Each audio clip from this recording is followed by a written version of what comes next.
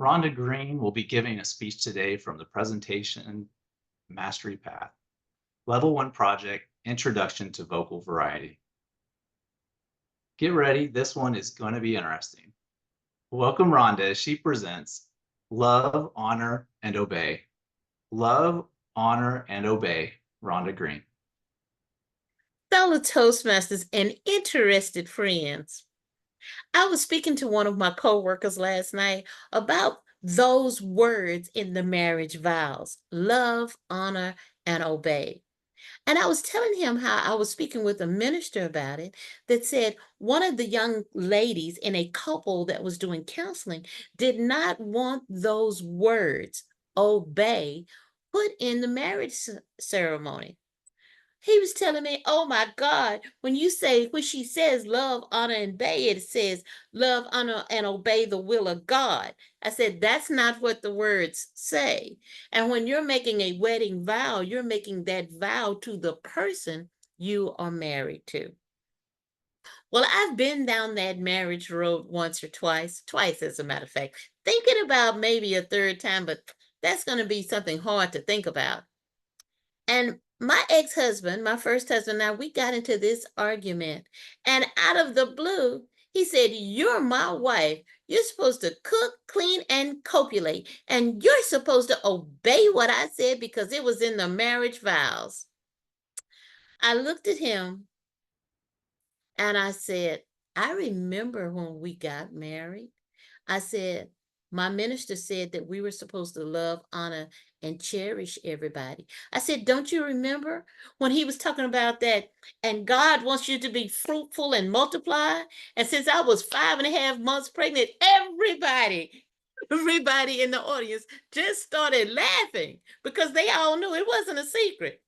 He said, I remember that, but I swear you said obey. I said, no, I didn't. But if all you want me to do is cook, clean, and copulate, I will do that.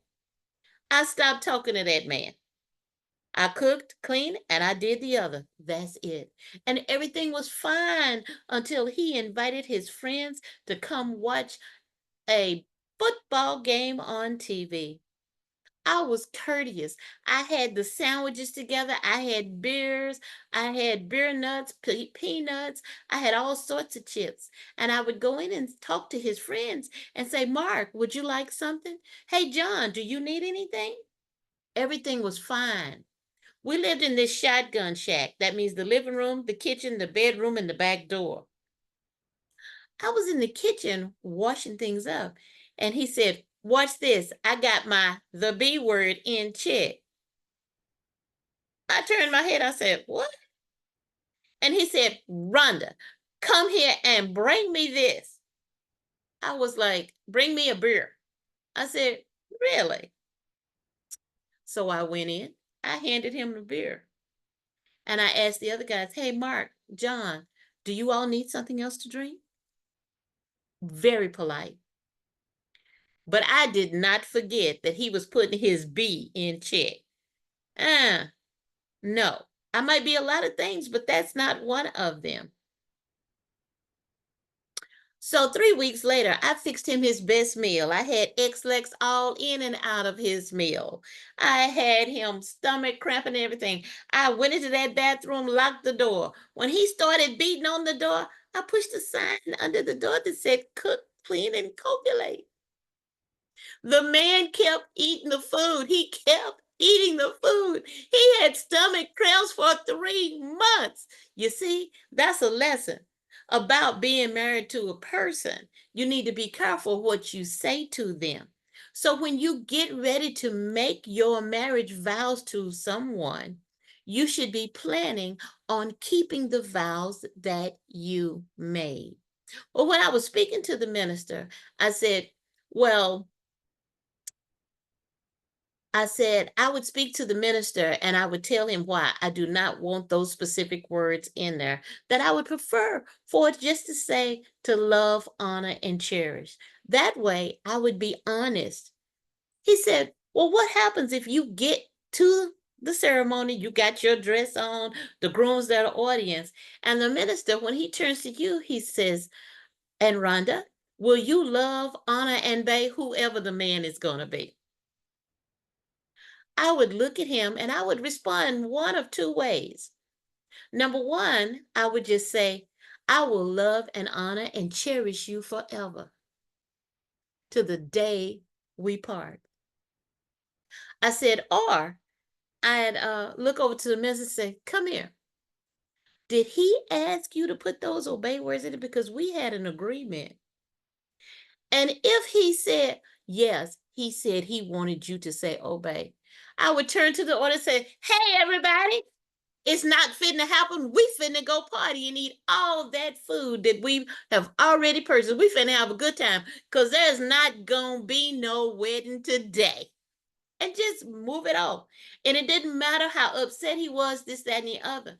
But if we had agreement, that's why communication is so important. If he and I had an agreement about the vows, and then we went and spoke to the minister about the vows, why would he break that agreement to put me in that situation to where I would be forced to lie and say that I was going to obey him? Marriage nowadays is not the same they were BC and immediately after the death of Christ. Now it takes 2 paychecks to maintain a household. Cost of living is expensive. Back in 1959, when I was born, my parents only paid $99 a month for a 3-bedroom brick house. That same house right now would cost $2,300 a month. And unless you're with someone that's of high income, that means you got to work together. And in a marriage, you need to work together. You've got to communicate. So love, honor, and obey? I don't think so. Love, honor, and cherish forever. Love, honor, and respect forever. Love, honor, and be agreeable. Be ready to resolve conflict. Be ready to talk and say how you feel. Yes, but love, honor, and obey? Hey, how about we change the whole thing? Let's have the vows for the man and the woman be the same. Let's have him love, honor, and obey, and her love, honor, and obey too. And then it won't be an issue. Or you can do like most couples do now, and they create their own vows from the heart.